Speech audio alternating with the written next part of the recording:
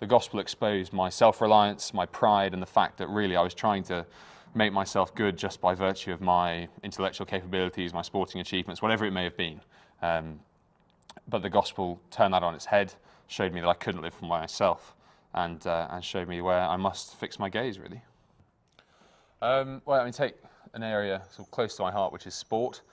Before I would have said I was a conscious Christian. I was raised in a Christian family, but before I kind of appropriated that for myself, I'd have said my sporting achievements and efforts were ultimately for self-glory. You know, I revelled in rugby achievements and really I think was very selfish in that. When I understood what the gospel meant, that I had to honour God through faith and worship of the Lord Jesus, it radically changed my whole approach to my sport, my training, whatever it was I achieved in that sport. And it made me realise it wasn't about me, but actually it was, in its own way, proclaiming God's glory if I acted in a godly manner while doing that. So I suppose that completely changed my view of sporting achievements.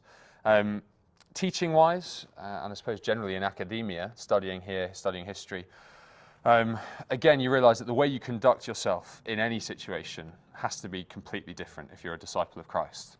And actually, therefore, the way I went about my studies, I wanted to do so in a quiet and sober and humble manner, not one which kind of revelled in intellectual capability and long words and the marks I was gaining.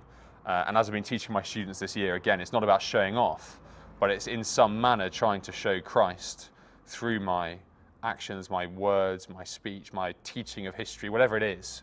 How can I proclaim Christ in that way?